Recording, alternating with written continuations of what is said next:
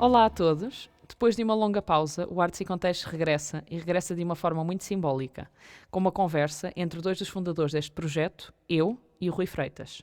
Voltamos porque fez sentido voltar, porque há livros que puxam por nós, que nos convocam. E o Portão Vermelho Russo fez exatamente isso. É um novo romance do Rui e, para quem acompanha o mundo jurídico e mediático, o livro traz um prefácio assinado pelo advogado criminalista Miguel Matias.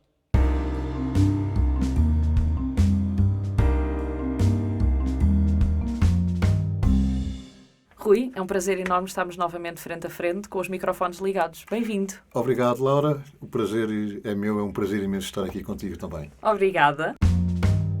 Origem do livro, o primeiro impulso. Vamos começar pelo início. O leitor chega ao livro preparado para uma história de perda e sim, apesar de haver trauma e abandono, o Portão Vermelho Russo tem uma aura muito própria que não se entrega diretamente ao peso, nem fica a mastigar na tragédia. O que é que te levou a escrever este livro? Será que partiu de um sonho, ou de um pensamento, ou de uma inquietação? É um pouco de tudo, é o que, ao fim e ao cabo, é o que conduz a criação.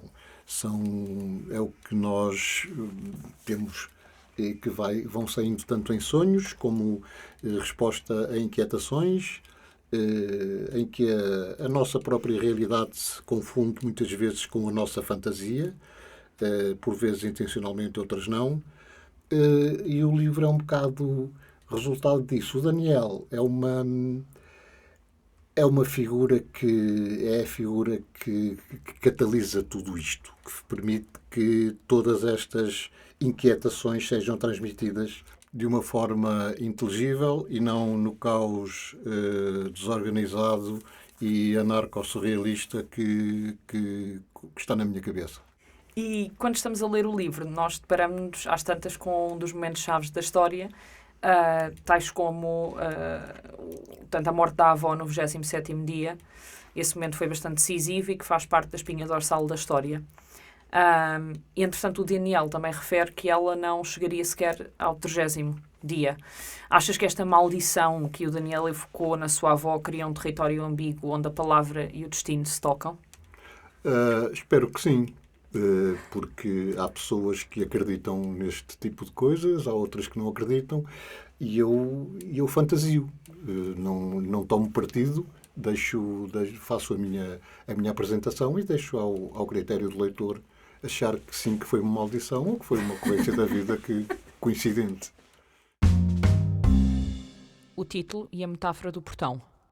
O título tem um peso simbólico bastante grande, pois mesmo sem ver a capa, remete-nos ao imaginário e coloca-nos a pensar no portão e como é que ele seria na vida real.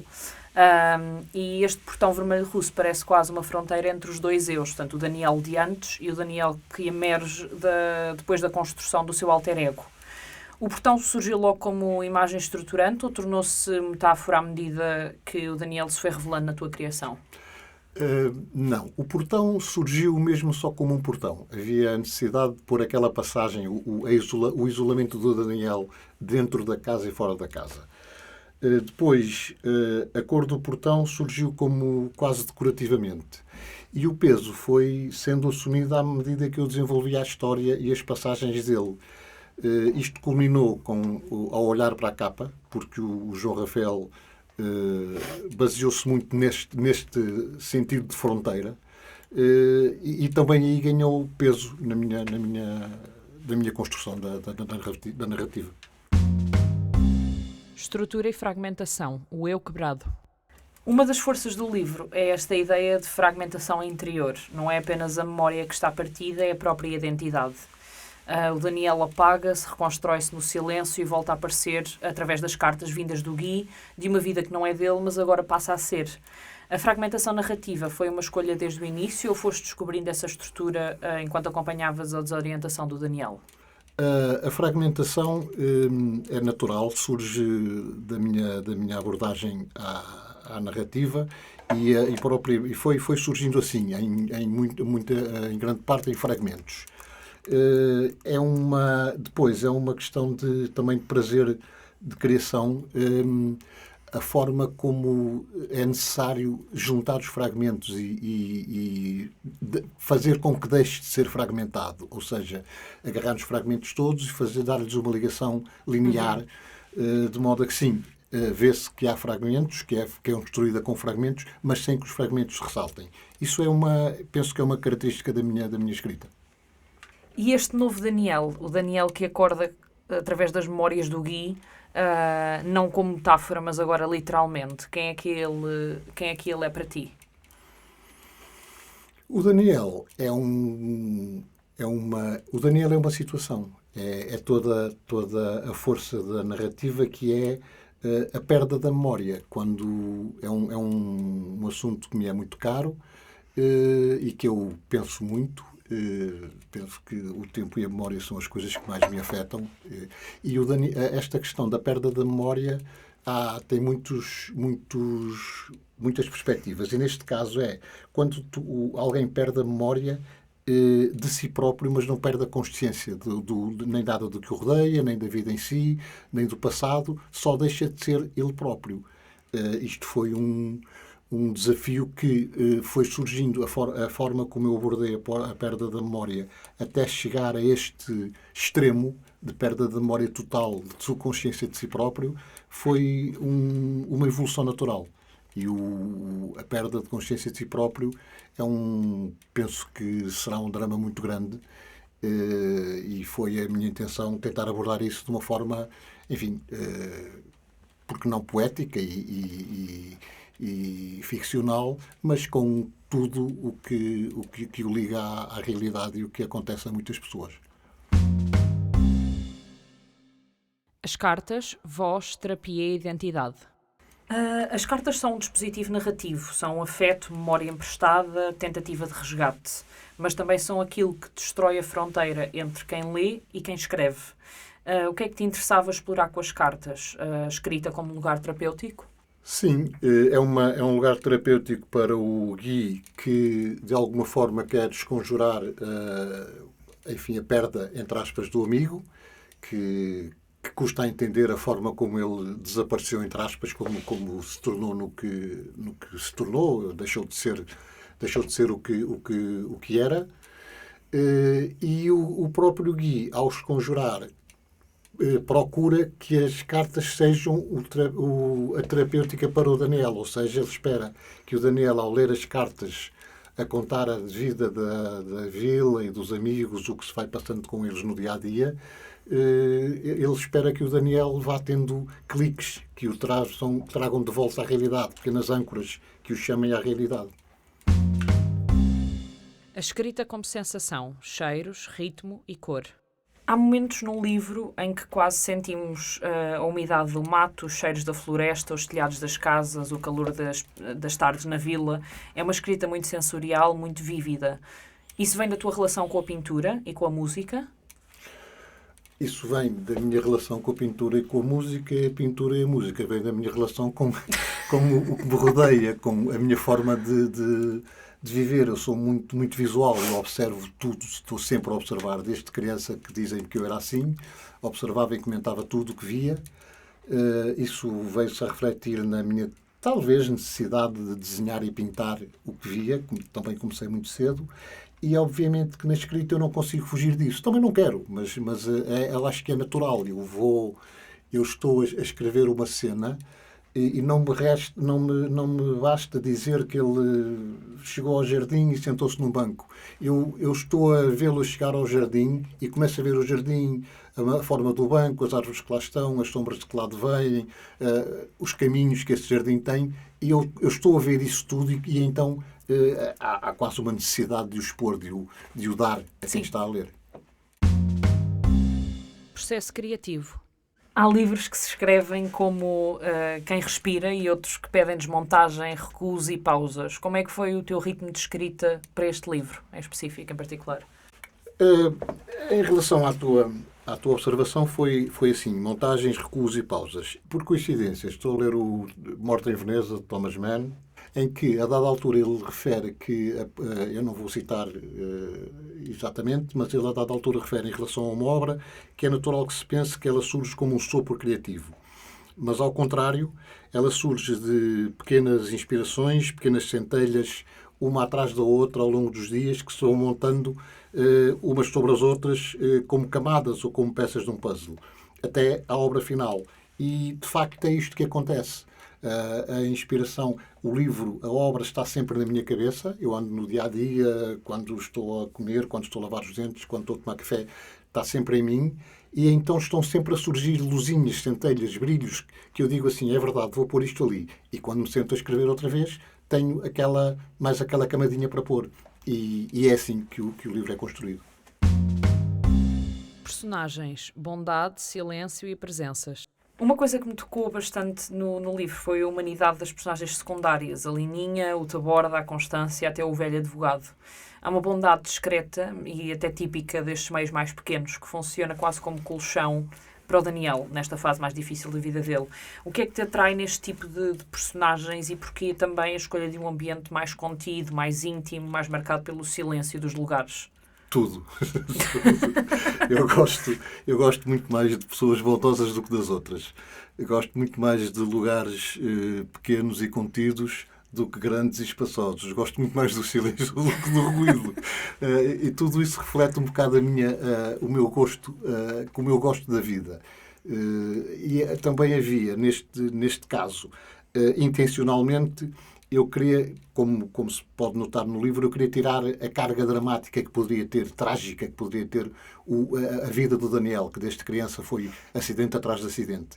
E eu queria, de algum modo, retirar o peso trágico disto. Então, compô-lo ou decorá-lo com bondade, com familiaridade, com amizade, que tornam as coisas mais bonitas, mais limpas, afastam-nos um bocado e a própria vida do Daniel é um bocadinho mais colorida porque ele vive rodeado de pessoas boas. Exato. Que gostam muito dele. E, intencionalmente, é isso, é como eu gosto que a vida seja, ou gostava que fosse. E há ainda outra figura, o Santiago. Esse estranho que o Daniel encontra e que desaparece sem aviso, tornando-se mais uma perda. Quem é que é para ti o Santiago? Sentes que é uma memória ou uma projeção de alguém ou de alguma coisa? Eu acho que nós todos temos Santiagos na nossa vida ao longo da Sim. vida fora. Todos nós temos, e o Santiago é isso para o Daniel, e eu penso que nós temos, todos nós, um Santiago de vez em quando, alguém que nos entra pela vida dentro como um amigo, uma amiga, um namorado, um amante, uma amante, que nós acreditamos em tudo, damos tudo, esperamos receber tudo e achamos que estamos a receber tudo e um dia acordamos, olhamos para o lado e não está lá. Sim. E isto é um choque tão grande como, penso eu, talvez o exagero, isto é um choque tão grande como perder realmente alguém, Sim. porque Sim. nós estamos, às tantas entregamos tudo a alguém e de repente desaparece. É uma perda enorme e eu acho que o Santiago representa isso.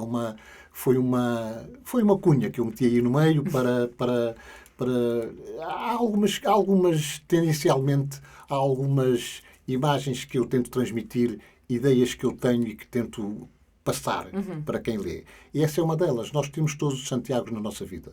E depois há que saber lidar com as saídas Sim. dos Santiagos, não é? que nunca são agradáveis. Exato. O design e a capa. A capa do João Rafael funciona quase como uma porta de entrada para o livro. É uma atmosfera, uma sugestão, até mesmo um prelúdio. O que é que sentiste quando viste a capa pela primeira vez e reconheceste o livro, assim que olhaste para a ideia de capa do João? Sim, o João fez muitas capas, suponho eu. Ele diz que sim, eu tenho a certeza que sim. E apresentou-me 3. Eu tinha-lhe dito que dava-lhe total liberdade criativa e dava. Eu queria que ele fizesse o que ele... Porque eu sabia que ele ia fazer o que era preciso. Eu não confiava em mais ninguém para fazer o que o João fez e fiquei muito satisfeito. E quando olhei para o que ele me apresentou, disse, ok, é isto. E agora, qual é que vais usar? E ele disse, não, tu é que sabes. Ficamos ali. Elas eram as 3 muito, muito boas. Muito boas. E eu confesso que a que eu gostava mais não era a que foi escolhida, mas era a que o João gostava mais. E eu fiz questão de ser essa e passou a ser a que eu gostava mais. Porque, de facto, ela representa todo o livro. Não há outra forma de dizer tanto a história do livro como aquilo. O próprio portão, aquele símbolo em que o Daniel está para lá do portão sentado no tronco, como o João bem diz, o Daniel está para lá do portão ou está para cá? Pois, não dá para perceber. Ele está Verdade. dentro ou está fora? Portanto, o portão está ali mesmo como uma fronteira, Sim. onde tudo muda, onde tudo deixa de ser o que era e passa a ser outra coisa. A capa está fantástica e eu, quando olhei para elas, para as três, disse, ok, é isto. Qual é que vais usar? Exatamente isto, sim. Mas tu acho que já tinhas falado anteriormente que a capa, esse portão era inspirado num portão verdadeiro. Este portão é inspirado no portão da casa da minha avó materna, Ok. que é uma casa, aliás, a casa da avó do Daniel é inspirada nessa casa da minha avó materna, uma casa nos arredores do Porto, uma casa assim em pedra, granítica, uma casa velhinha, muito confortável e maravilhosa. Em que esses elementos estão lá todos, aquela cozinha inspirada nisso, aquele armazém que há à entrada, o tanque, toda a casa, aliás, é a única... Há duas coisas em todo o livro que são inspiradas em coisas reais e as pessoas, algumas reconhecerão. A casa da minha avó não. E a instituição, a entrada da instituição. Quem conhecer vai ver que se inspira ligeiramente na entrada do Liceu Filipe de Lencastre, da Escola Secundária Filipe de Lencastre. Aquela entrada grande, a escadaria pelos laterais, as entradas por baixo para as traseiras da escola.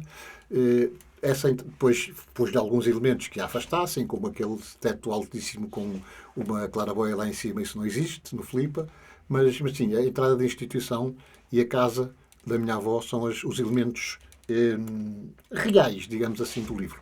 Tudo o resto, como também já disse, a vila foi toda criada por mim. Por ti. Sim. Memória, retorno e identidade.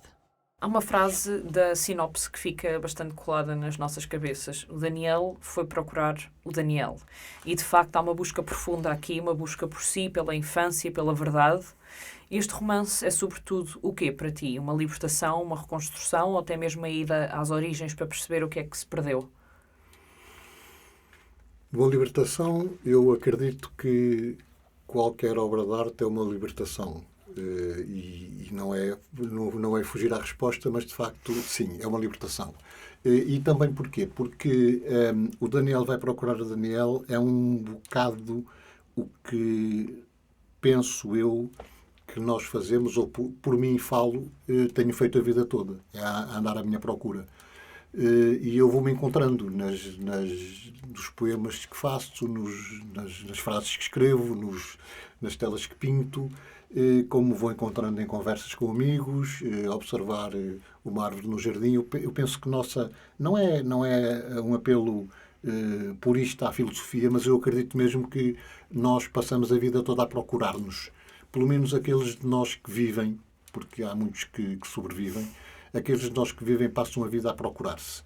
E é um bocado isso, é um bocado a ideia que eu quero transmitir com essa sinopse.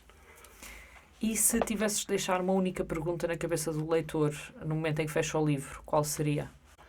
Bom, a mais simples era quando é que ele vai escrever o próximo.